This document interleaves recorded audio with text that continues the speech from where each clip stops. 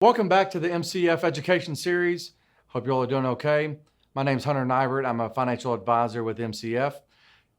Today we're going to be talking about volatility and investing in uncertain markets. So let's get right to it. First, let's talk about setting realistic expectations.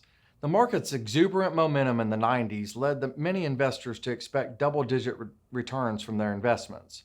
The 2000 to 2002 bear market that followed showed that market declines are an inevitable part of the investment process. Although history doesn't necessarily repeat itself, you can get a sense of what to expect by looking at the results of different types of investments over time. Let's look at the stock market's movement since 1972. These three charts show how volatility of the U.S. stock market has varied over different periods of time. This is helpful to know when you are considering investing in stocks. Sometimes the stock market has been relatively flat.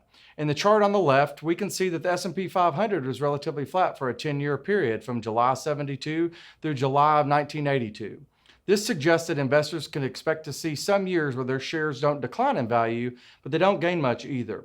The stock market has also gone up. The chart in the middle shows the phenomenal rise in stock prices from August 1982 through year-end 1999. This was an unusual period for stocks, and we shouldn't expect it to be repeated, but it does illustrate periods of growth. In contrast, the chart on the right illustrates that there are times when the stock market drops dramatically. From the high on October 9, 2007 through its subsequent low on March 9, 2009, the S&P 500 lost almost 57% of its value. When that happened, stock fund investors saw their portfolios drop significantly. Like the stock market, the bond market can move in three directions as well. It can stay flat, go up, or go down. It's uncertain which direction the stock and bond markets will head over the short term. No one has been able to predict consistently or accurately where the market will be in any given year, month, or even a particular day. While bear markets have occurred, it's reassuring to know that they've also ended. Since 1956, there have been more than 11 bear markets followed by positive returns over periods of 10 years or more. Although bear markets are inevitable, long-term investors who hung through these tough times and stayed the course were rewarded with their patience, as you can see 10 years after market highs and market lows. You can gain perspective from history, but market uncertainty still makes knowing where to put your money a challenge. When considering an investment, you may want to ask these two questions. What is a realistic long-term return for this type of investment? How volatile can I expect the investment to be? Here's a look at long-term returns in three types of investments over a 30-year time frame from January 1st, 88 to year-end 2017.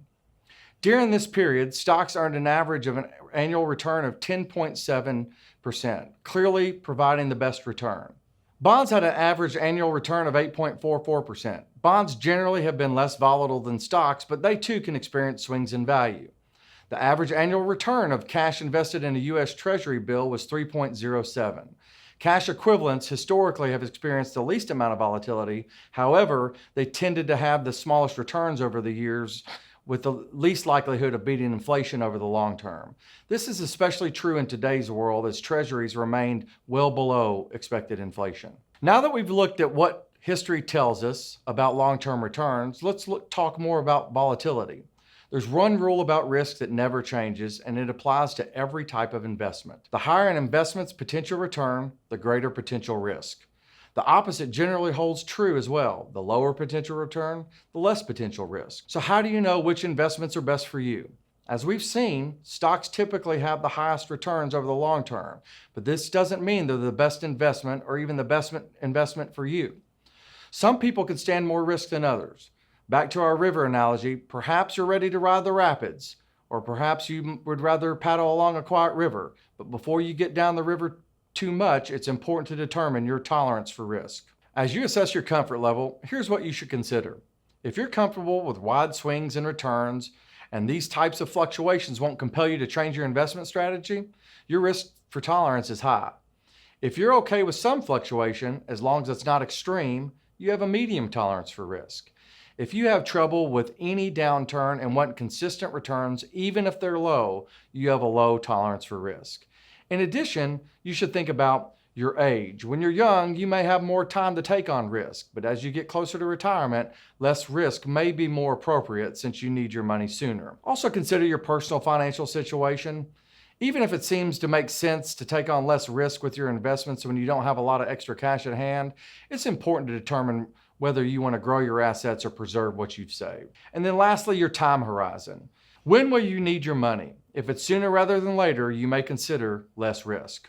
When you take all of these factors into account, you can see that the investment that's right for someone else might not be right for you. An investment involving higher risk means more ups and downs along the way.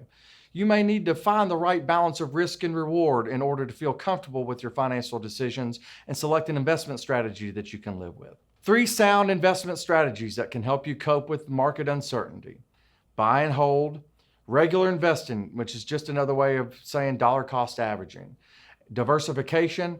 Sticking with these strategies can be very beneficial when the market is rising, falling, or staying flat. A buy and hold strategy provides an opportunity for growth.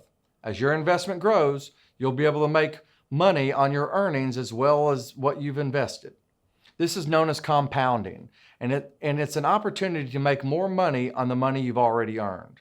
The pie charts illustrate powerful effects in compounding. For example, an investment of $200 a month into an S&P 500 over 5 years with no withdrawals made would have totaled $12,000 and would have grown to $17,130. 70% of that was from your contributions.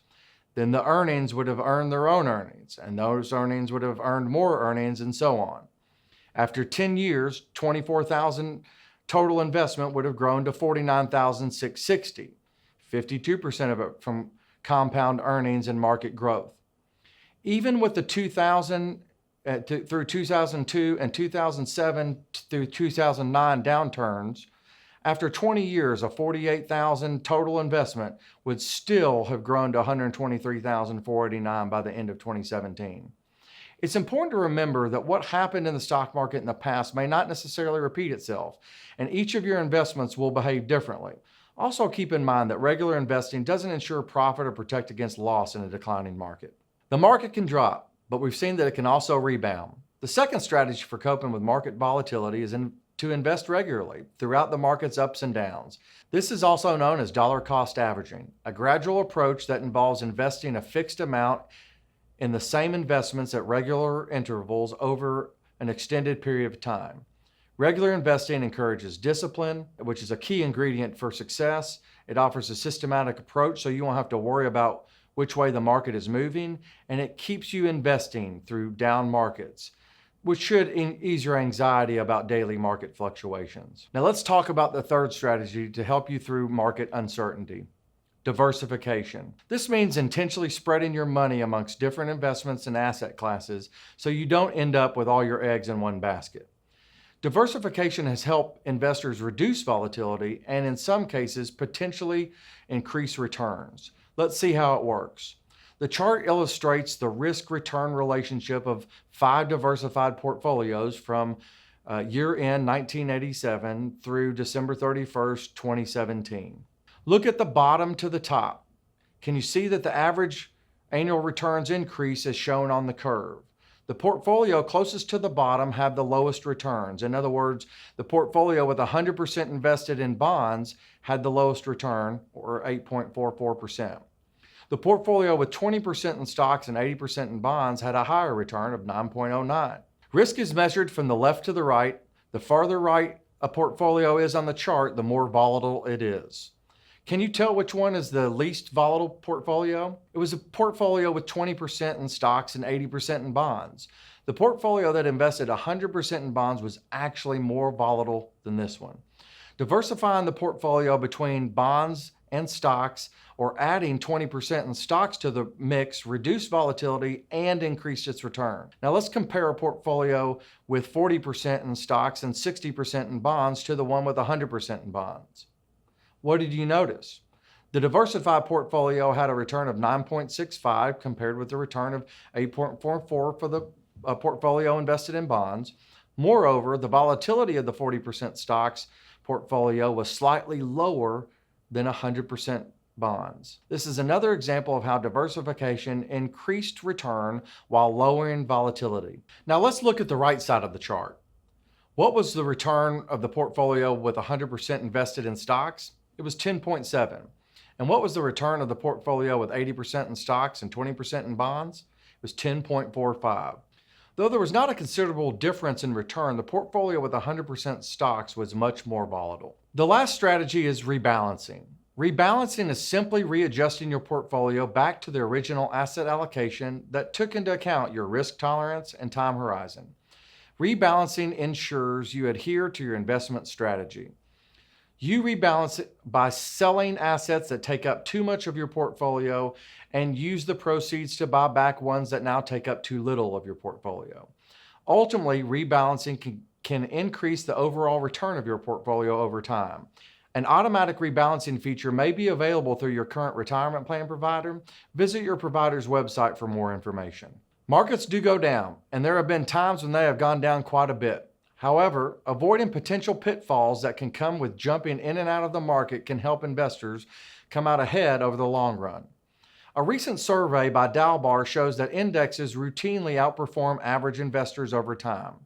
As you can see, for the full 20 years ended in 2016, both the stock and the bond market indexes posted results that significantly outpaced those of average investors that bought and sold in opportune times. The moral of the story, staying the course rather than following the herd during the market highs and lows can serve investors well over the long term if they don't try to time the markets. So don't try to time the markets. When investing in an uncertain market, here are some simple rules to remember. You may not be able to predict the market, but you can learn from history.